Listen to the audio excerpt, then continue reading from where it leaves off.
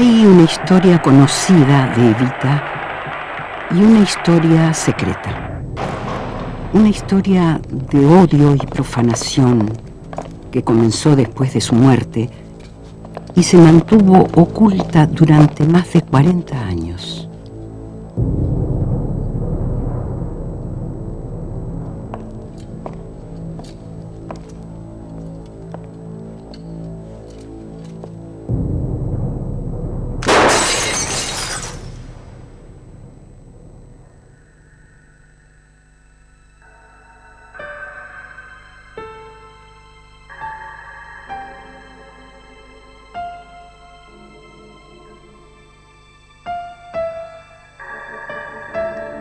En el cementerio de la Recoleta yacen los dueños de la Argentina, sus descendientes y seguidores, como el general Aramburu, quien hizo desaparecer el cadáver de Evita y lo pagó con su vida.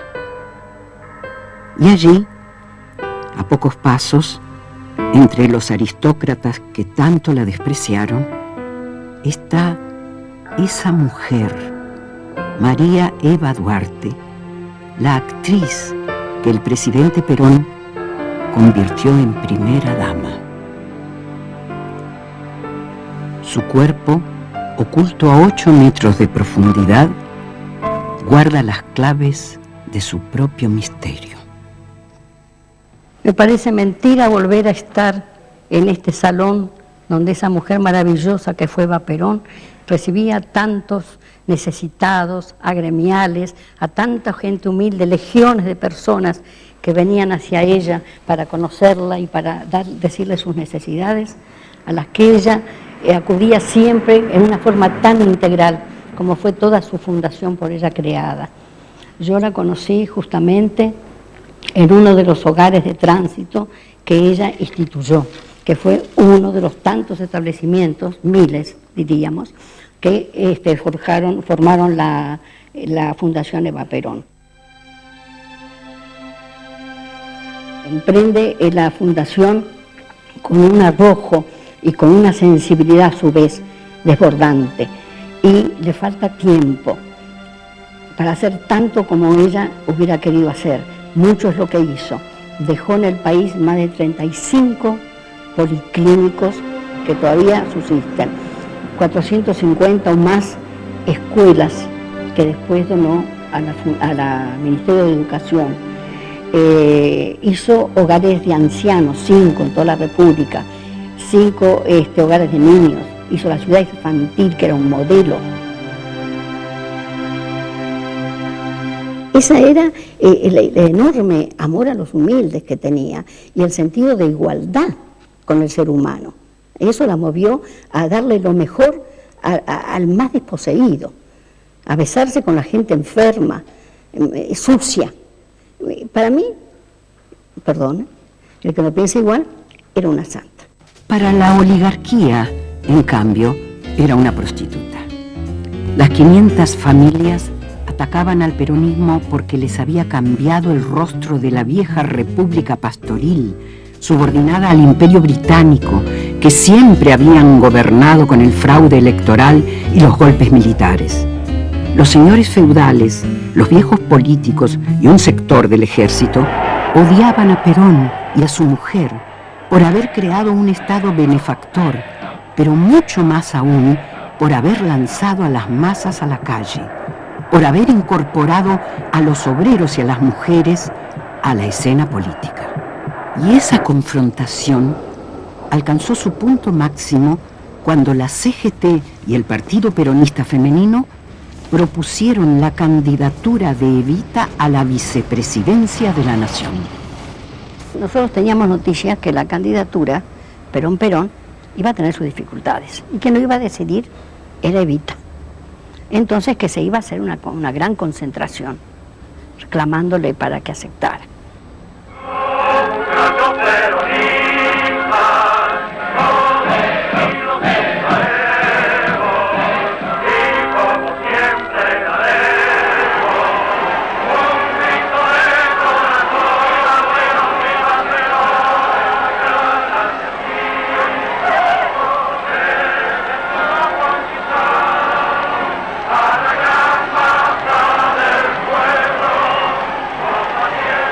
porque eran las mujeres, los hombres, los trabajadores, el pueblo, clamando para que Evita aceptara. Y ella no terminaba de decidirse, que tenía que pensar, ¿no? Y ya Evita, que aceptara Eva Perón. Viendo tal magnitud de gente y tal fervor, si ahí se dio cuenta que ante el pueblo su figura trascendía a lo de Perón. Compañeros, por el cariño que nos une, yo les pido por favor, no me hagan hacer lo que no quiero hacer. La asamblea insistió y Evita insinuó que aceptaría, pero una semana más tarde se vio obligada a renunciar.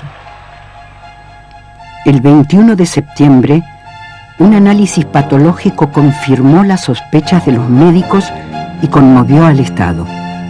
Eva Perón padecía un cáncer de útero. Una semana más tarde, mientras empezaron a curarla con radiaciones, se sublevó el general Menéndez, un viejo conspirador que admiraba a Hitler. Entre los golpistas se destacaba un miembro de la oligarquía, el capitán Alejandro Lanusse. Los sublevados se proponían asesinar a Perón y Evita, pero fueron derrotados en pocas horas. La CGT se movilizó en defensa del gobierno. A Evita no le dijeron nada hasta que la situación estuvo controlada. Indignada por no haber participado, exigió hablar al pueblo desde su alcoba. Yo espero estar pronto en la lucha con ustedes, como todos los días de estos años felices de esta nueva Argentina de Perón.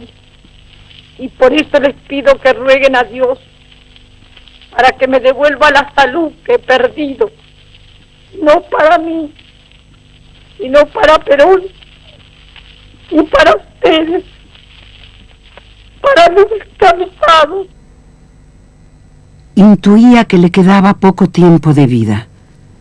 Temía que Perón, sin ella, fuera traicionado por los militares y derrocado por los oligarcas.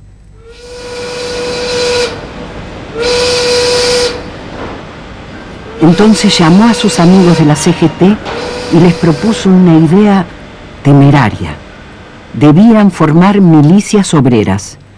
Ella proporcionaría las armas que le había vendido su amigo, el príncipe Bernardo de Holanda. Había ya una primera partida de 5.000 pistolas y 1.500 ametralladoras. El 17 de octubre saltó de la cama y fue a la Plaza de Mayo a exigir que el pueblo se organizara contra nuevas conspiraciones.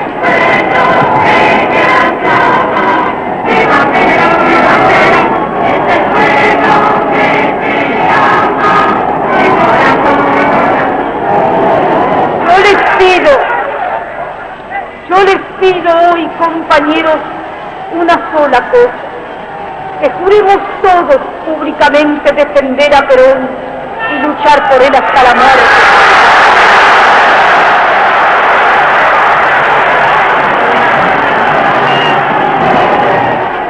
Y nuestro juramento será gritar durante 1 minuto para que nuestro grito llegue hasta el último rincón del mundo: la vida por Perón.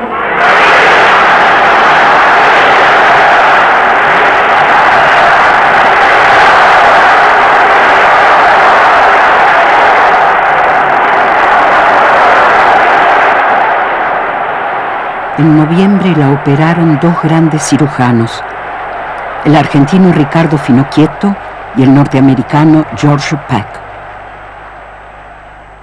La operación parecía un éxito. Extraordinaria expectación suscita la noticia de la enfermedad que aqueja a la señora Eva Perón. El pueblo se renueva constantemente frente al policlínico Presidente Perón, donde se asiste. Pero en los barrios ricos no se rezaba por su salud.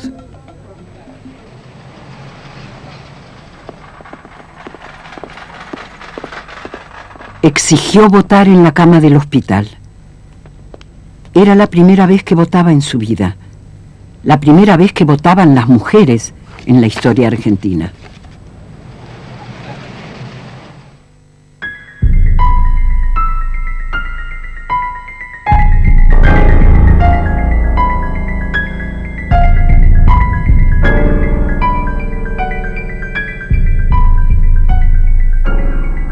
El éxito de la operación se desvaneció muy rápido. En febrero, los médicos la desahuciaron.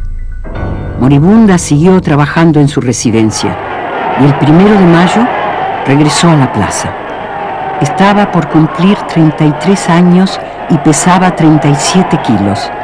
Pese a su extrema debilidad, pronunció su último discurso, el más violento de su vida. ¡Yo les pido a Dios que no me permita que este paso levantar la mano contra Perón, porque no hay de Sevilla, no hay de Sevilla, ese día de poder, yo saldré con la mujer del Estado, yo saldré con la defensa de la patria, muerta vida, para no dejar en pie vida mismo, pero peronista.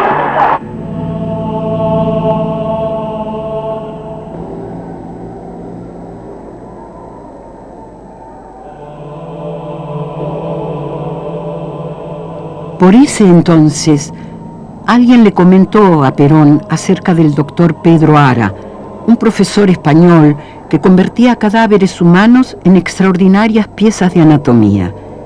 El presidente quería que Eva fuera embalsamada y mandó un emisario a entrevistarse con el anatomista.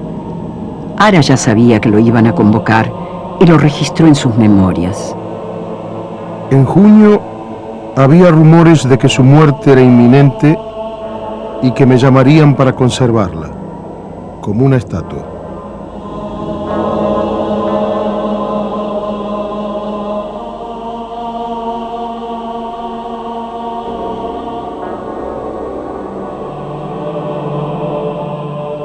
El 4 de junio, Evita dejó su lecho de enferma para acompañar a Perón, que asumía su segunda presidencia.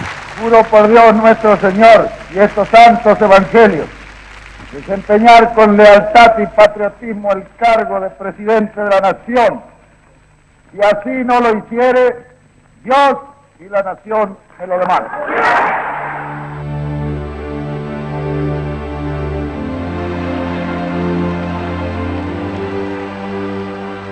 Fue el adiós a esas calles que la vieron llegar de la provincia. Una chica de 14 años con una valija de cartón y las ganas de ser Norma Shearer.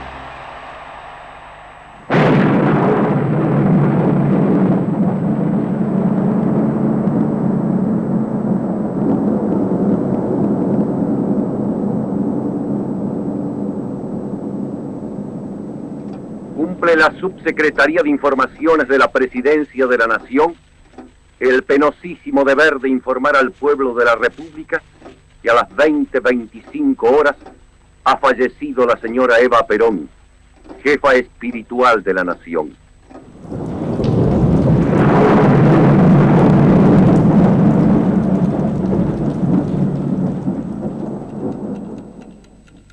El profesor Ara llegó a la residencia pocos minutos más tarde, arregló las condiciones de su contrato y entró a la cámara mortuoria.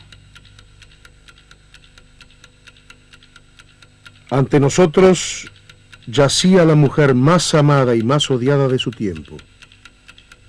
Había luchado fieramente contra los grandes y cayó derrotada por lo infinitamente pequeño.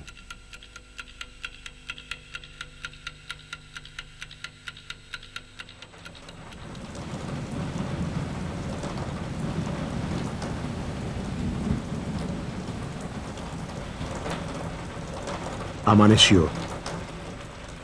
El cadáver ya era incorruptible, pero faltaban muchos meses de trabajo para conservarla inmutable. Cuando el doctor Ara concluyó su faena, la manicura Saragatti cumplió la última orden de Evita. Cuando me muera, me sacás este rojo chillón que me han puesto y me pones el transparente de Revlon que mandé comprar ayer.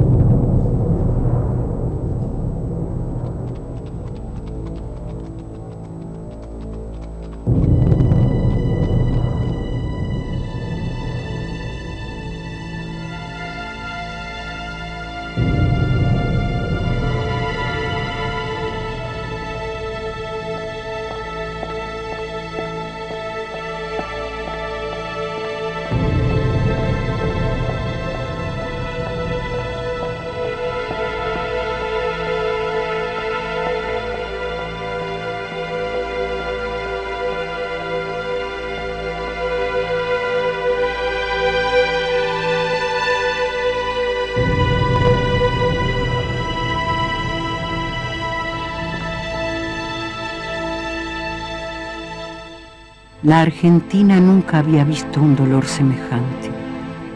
El cuerpo incorruptible fue velado durante 16 días bajo una lluvia helada y persistente. 2 millones de fieles la despidieron en las calles. Sus descamisados formaron colas de 4 kilómetros para verla. El frío, la lluvia, los largos plantones provocaron 4 muertes y cientos de desmayos. 500.000 de bocas besaron su ataúd.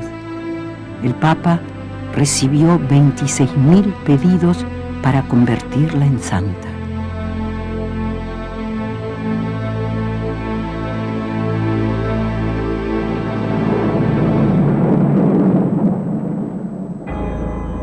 Mientras el mundo entero se asomaba a esos funerales sin parangón en la historia, el doctor Ara libraba una guerra secreta. Algunos personajes abrieron el féretro 2 veces para desempañar el cristal de la tapa, poniendo en peligro la estética de la conservación. Desde ese momento ya no habría paz para el cadáver de Evita. Tuve que armar mi laboratorio en el 2º piso de la CGT. Yo no quería, porque era un centro de lucha social que podía dar lugar a disturbios, pero el presidente no me dio alternativas. Evita debía descansar en la CGT hasta que se construyera el monumento al descamisado, una obra faraónica, 3 veces más alta que la Estatua de la Libertad.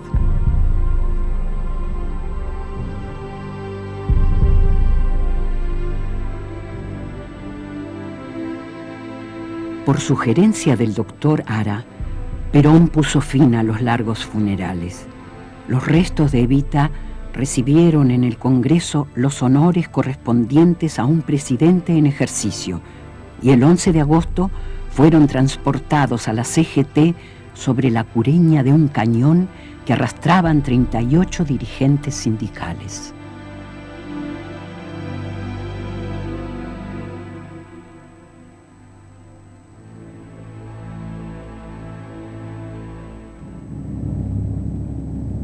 Después del responso, el féretro ingresó a un área prohibida. Al día siguiente, el anatomista comenzó la delicada obra que llevó largos meses y costó $100.000. Cada paso fue anotado en su diario. 12 de agosto. Tengo todos los reactivos. Le vendo uno por uno los dedos e impregno el vendaje con la mezcla de tricloroetileno. 13 de agosto. Baño con acetato y nitrato. Me aseguro que la cabeza y las manos estén sumergidas. 14 de agosto. Revisión y movimiento del cadáver. 15 de agosto. Descubro el cadáver y le saco las almohadillas de los párpados. 26 de agosto. Al cumplirse el primer mes, hay una marcha de antorchas. Temo un desastre. Una brasa arrastrada por el viento puede encender los reactivos y destruir el cadáver.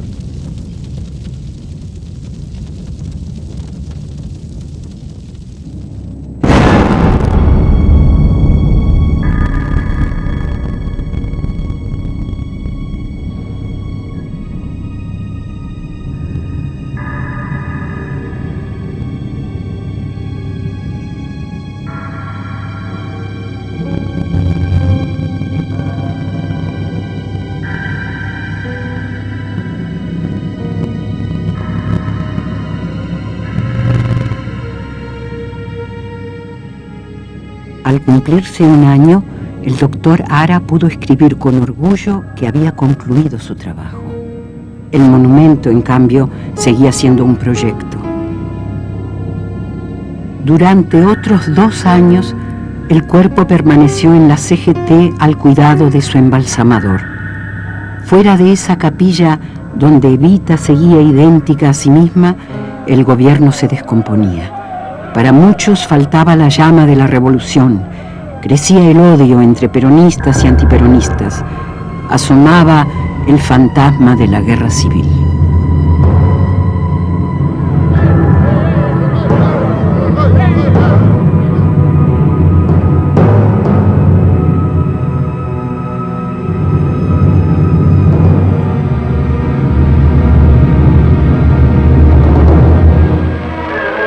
De junio de 1955, pasado el mediodía, inesperadamente la silueta de un avión se recorta sobre el cielo.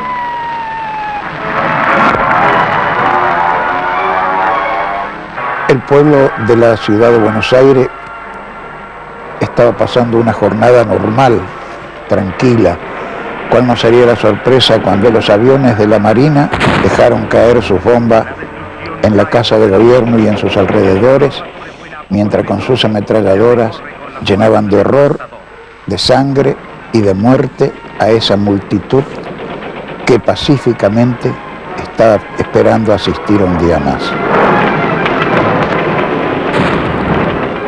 Cientos de muertos fueron el saldo luctuoso de esa acción fuera de toda lógica y de todo sentido humanitario. Desde la CGT partieron miles de trabajadores a combatir contra los marinos. La tiranía ha muerto. ¡Viva la libertad! El complot para derrocar y asesinar al presidente fue abortado, pero el gobierno estaba malherido. 2 meses más tarde, el 16 de septiembre, los conspiradores volvieron al ataque.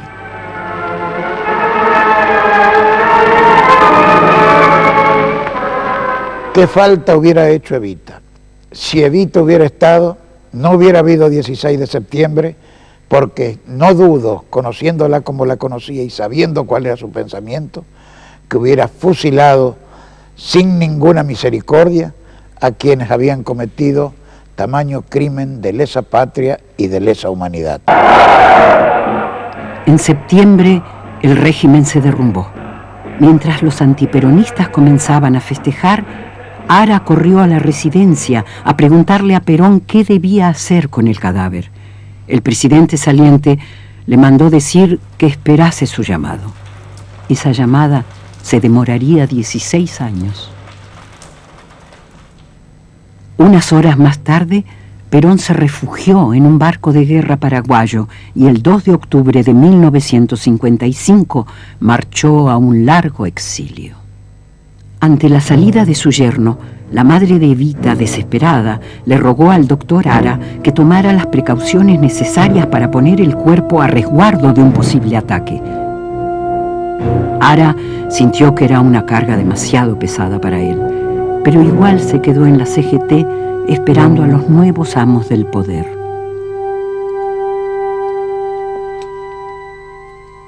Los golpistas triunfantes no tardaron en preguntarse si eso que estaba en el segundo piso de la CGT era realmente el cadáver de Evita. No sería una muñeca de cera.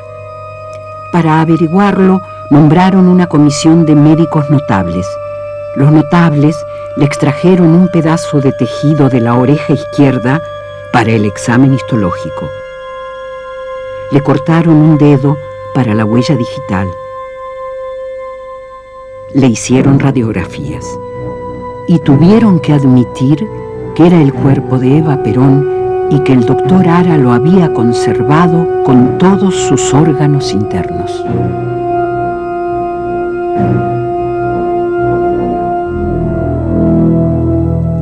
Esa comprobación los llenó de pánico. Los peronistas podían robarse el cadáver y usarlo como una tea para incendiar el país.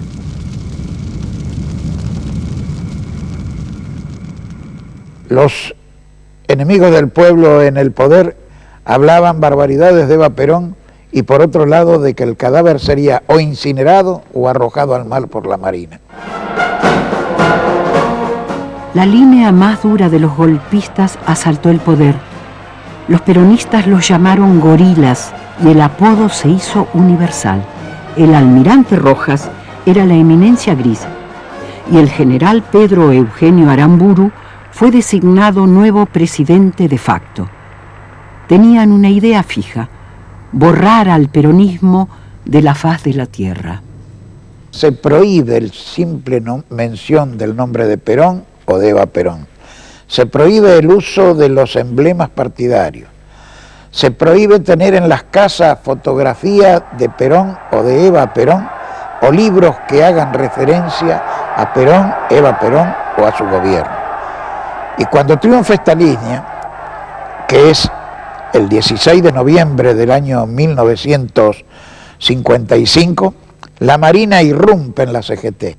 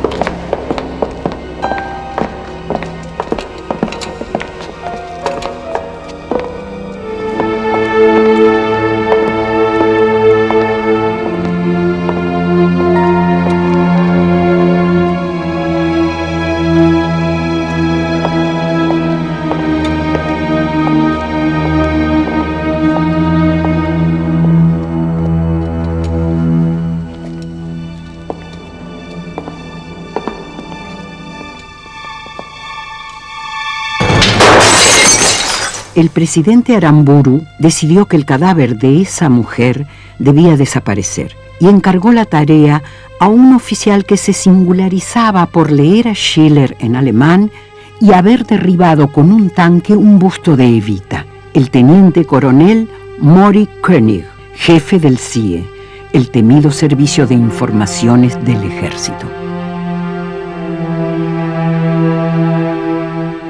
Ara no pudo entrar al laboratorio hasta que lo citó Mori König para un supuesto traspaso del cadáver. Metieron el cuerpo en el ataúd original, pero el militar no soldó la tapa como quería el médico. Tampoco le dio ningún recibo. El profesor se fue con los peores presentimientos.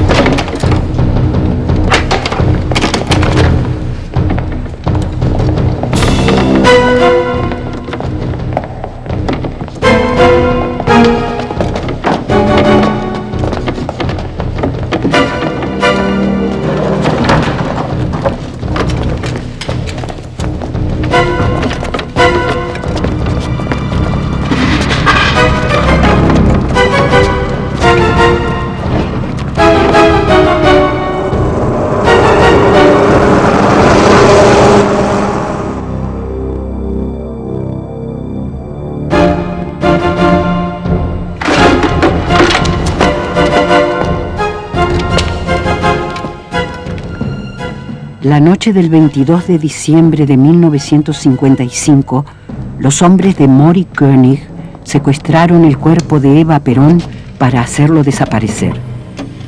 Pero pronto descubrieron que alguien los espiaba paso a paso.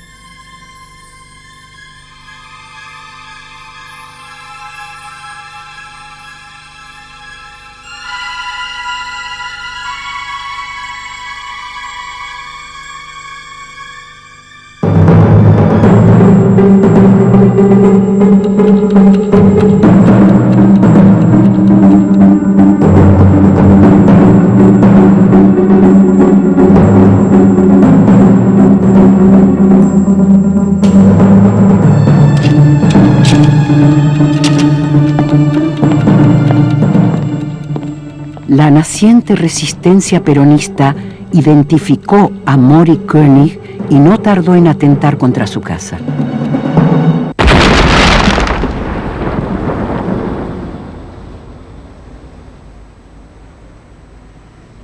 Acosado por la resistencia, el coronel Mori König guardó a esa mujer a pocos metros de su despacho, hasta que el presidente Aramburu, alertado sobre las obsesiones sexuales del coronel con el cadáver de Evita, lo relevó sin dar explicaciones. La tenebrosa historia se ocultó como secreto de Estado.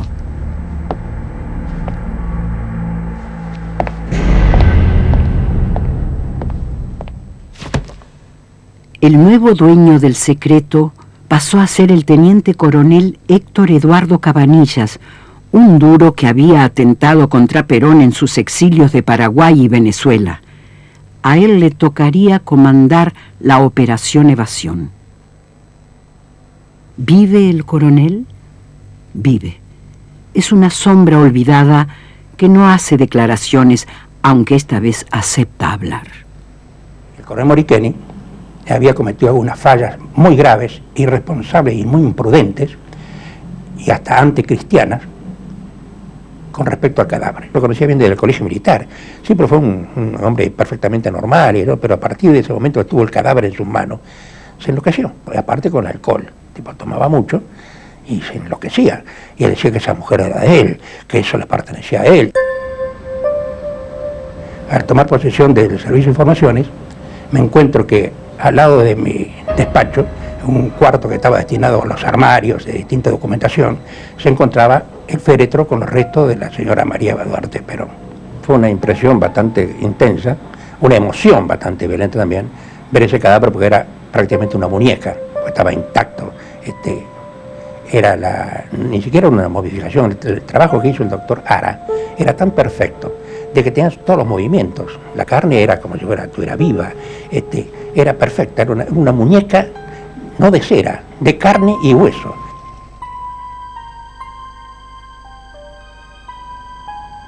Yo me levantaba muy temprano, pues tenía que dar cuenta al ministro de las actividades, y me encontraba que frente a la puerta donde estaban los restos de esta señora había velas encendidas y flores, lo que era una señal evidente de que ya había gente que conocía perfectamente bien de que el cadáver estaba ahí.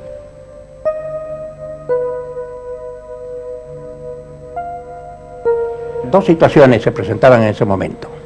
Por un lado, la impresión que teníamos que había comandos peronistas preparados para rescatar ese cadáver y utilizarlo posteriormente como bandera política para sus fines. Y por el otro lado, personal propio del sector del gobierno, que tenían sus intenciones de hacer desaparecer el cadáver. Uno de esos proyectos era prácticamente destrozarlo y arrojarlo en medio del río. Otro era volar el edificio de informaciones del ejército para que desaparecieran esos restos. Esas fueron las terribles presiones que tuve que soportar para evitar de que se procediera una u otra forma. Y de ahí surge entonces la necesidad que yo le impongo al teniente general Aramburu de sacar el cadáver del país. Exiliadas en Chile, engañadas por emisarios oficiosos del CIE, la madre y las hermanas de Evita se preguntaban con angustia qué habrían hecho con el cuerpo. Como católicas fervientes, pidieron apoyo a la Iglesia, ignorando que los militares les habían ganado de mano. Gracias a la activa y muy especial intervención de la Iglesia, es posible llevar a cabo la operación de evasión del cadáver de la Eva y mandarla a Italia. Ahí intervino directamente un delegado de su santidad para allanarme el camino, tal así que fue el que se ocupó de la compra del tumbino y tomó todos los recaudos correspondientes para esperar el ingreso del cadáver a Milán. En abril de 1957, los hombres del coronel Cabanillas hicieron pasar el cuerpo de Evita por el de la viuda italiana Maria Maggi de Magistris y lo embarcaron rumbo a Génova en el Conte Biancamano.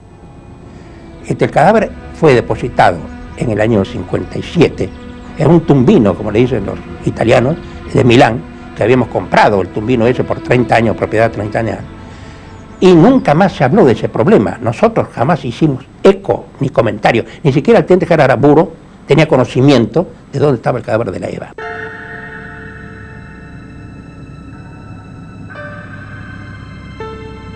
El misterio se mantuvo 14 años, con datos reales y leyendas atravesando la tiniebla. La enterré de pie como un macho, le confesó Mori Koenig a un periodista. Nunca salió de la Argentina, le dijo alguien a la familia de Evita. Otros escribieron sobre réplicas de cera, ataúdes enviados a distintos países y hasta un entierro en los jardines de la Embajada Argentina en Bonn.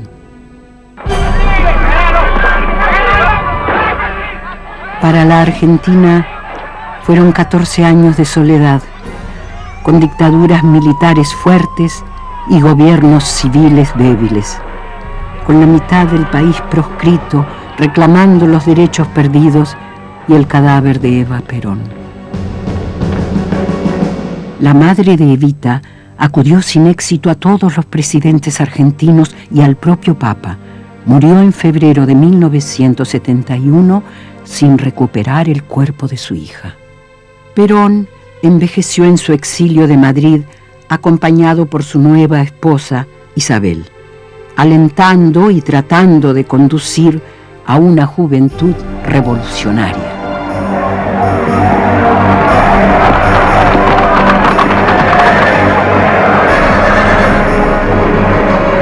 Esa violencia, hermanos, los pueblos, no es violencia, es justicia. En mayo de 1970, jóvenes guerrilleros que eran niños cuando gobernaba Perón secuestraron al general Aramburu y lo acusaron de fusilar peronistas y haber hecho desaparecer el cadáver de nuestra compañera Evita. Aramburu fue condenado y ejecutado. La dictadura militar entró en crisis y surgió un nuevo caudillo del ejército, el general Alejandro Lanusse, aquel oficial aristocrático que conspiraba contra Perón en 1951. Ambicioso y audaz, Lanusse decidió negociar con Perón, ofreciéndole como prueba de buena voluntad la devolución del cadáver. Entonces llamó al coronel Cabanillas y le ordenó volver sobre sus pasos. Tomamos contacto con el padre Angeli, que era prácticamente el personero nombrado por el Vaticano, que fue muy necesaria su intervención, porque iba a hacer una serie de escritos en italiano a la municipalidad misma de Milán, de Milán, para poder retirar ese cadáver, dando los argumentos de que por qué se sacaba un cadáver de ese cementerio que hacía 15 años estaba sepulto ahí, y para trasladarlo a Madrid. Retiramos el cadáver. Los obreros proceden a abrir el féretro con todos los ejercicios que tienen que hacer para levantar la tapa por la chapa, y cuando levantan la chapa ven eso y se quedan como enloquecidos. Todos se agarraron y que iban disparando ya a la puerta para irse. ¡Milagro, milagro, milagro!, gritaba, porque evidentemente el cadáver era una muñeca intacta. Después de 15 años estar en un cadáver ahí, ¿cómo era posible que estuviera intacta así? Se le explicó que estaba momificada, que no había ningún problema, y repartimos unas cuantas liras a la gente esta, con eso quedaron más o menos tranquilos. Al día siguiente, el cadáver volvió a peregrinar. en una furgoneta fúnebre atravesó el norte de Italia, Francia y parte de España, donde María Maggi volvió a llamarse Eva Perón. El 3 de septiembre llegó a Madrid y el coronel la llevó esa misma noche a la residencia de Perón en Puerta de Hierro. Tratando de no llegar a las 8:25 en punto, se modificó un poco la hora para no ser a la misma hora en que ella había fallecido. Entro yo, me presento a Perón, le informo de que traía el cadáver de Eva Perón, que a nombre del gobierno argentino se procedería a su devolución. Perón recibió el cadáver y firmó el acta que le presentó el coronel Cabanillas. Sin embargo, en una carta a su prima Raquel, acusó a marinos y militares de haberse ensañado cobardemente con el cuerpo de Evita y se preguntó por qué el Vaticano se había hecho cómplice de la maniobra. Concluía: esos miserables todavía pretenden que les agradezcamos la devolución de los despojos.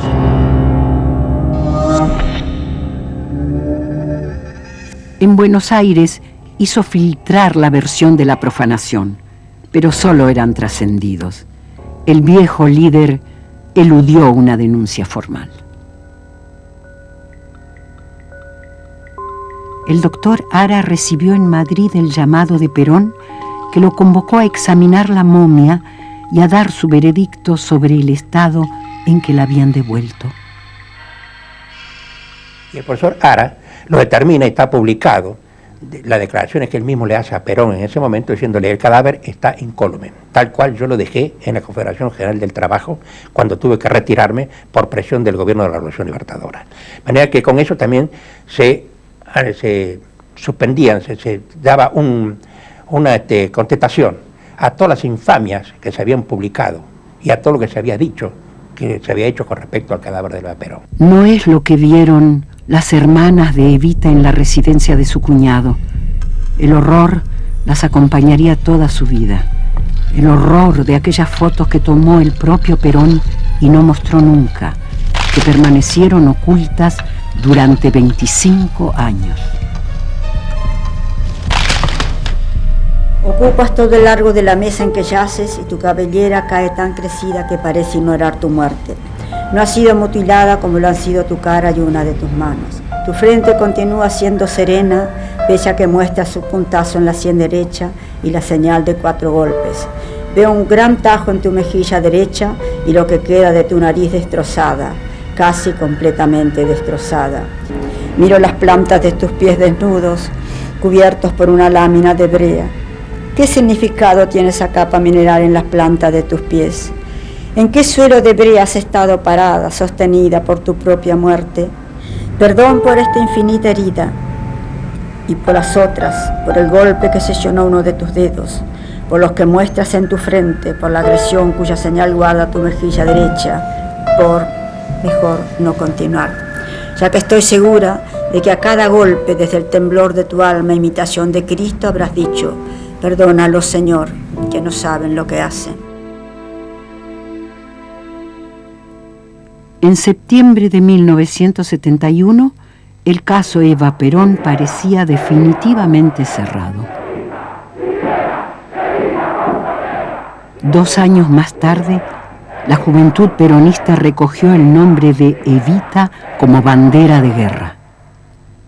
En Madrid, en cambio, el cuerpo mutilado había regresado a la sombra, tapado por Isabel, la heredera, a quien manejaba el brujo José López Rega, un ex cabo de policía aficionado a la astrología y vinculado a la logia mafiosa P2, que celebraba ceremonias secretas con la heredera y el cadáver para transmitirle a Isabel el carisma de Evita.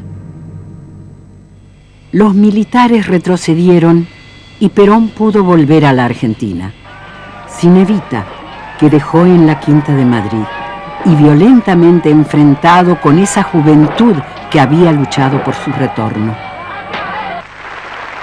Fue elegido para un tercer período y esta vez logró que su mujer fuera vicepresidente, solo que era muy tarde para él. Había llegado gravemente enfermo y murió a los 10 meses de asumir el gobierno. Lo sucedió formalmente su viuda, pero el poder estaba en las manos de López Rega, que mandó asesinar a centenares de activistas.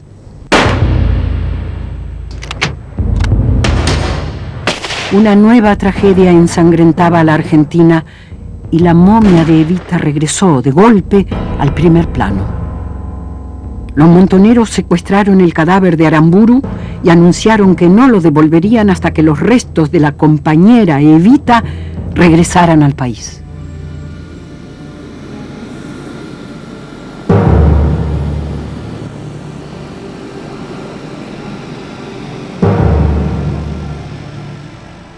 López Rega se vio obligado a traerla de Madrid, vigilada por sus pistoleros, y los montoneros devolvieron el cadáver de Aramburu.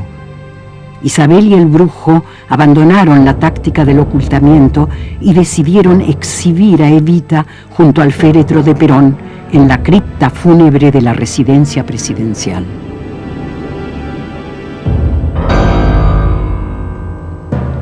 Entonces llamaron a Domingo Telechea, un restaurador de museos, y le ordenaron reparar los daños perpetrados contra el cuerpo. Las hay desde pequeñas lesiones superficiales hasta de bastante profundidad, inclusive importando algunos músculos importantes, huesos en algunos casos, a pesar de que, como se sabe, un cadáver momificado es un material sumamente duro, mucho más resistente que el cuerpo humano en vida.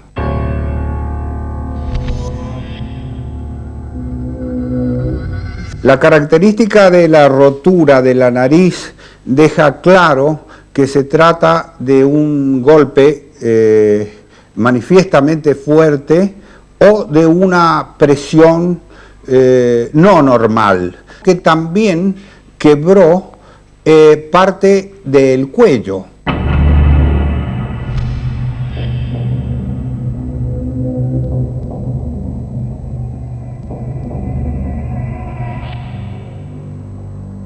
En 1976, una nueva dictadura militar reemplazó el caos de Isabel por el terror absoluto. 30.000 argentinos desaparecieron para siempre en los abismos marinos o en las tumbas sin nombre. Pero esta vez los militares no necesitaban el cadáver de Evita y encontraron la forma legal de ocultarlo. Finalmente, después de los agravios a los que fue sometido, del ultraje y del dolor de tantos años de estar sin saber dónde estaba, la Junta Militar decidió en el año 76 entregarla nuevamente a la familia. Y bueno, Eva llegó así, acá, a estar en la bóveda de su familia, acá en La Recoleta, bajo estrictas normas de seguridad que también el gobierno militar exigió y a las cuales cumplimos ordenadamente, por miedo también, miedo a que nuevamente desapareciera. Y bueno, llega el día de hoy en que Eva está enterrada a 8 metros de profundidad en una cripta, toda revestida en mármol. La idea quizás fue que enterrándola de esta manera, en el silencio, en la oscuridad de casi la noche, en el silencio y la falta de difusión para que la gente nunca supiera cómo había sido este episodio, quizás se creía que así Eva iba a quedar enterrada definitivamente, que iba a ser olvidada. Pero la gente no olvida.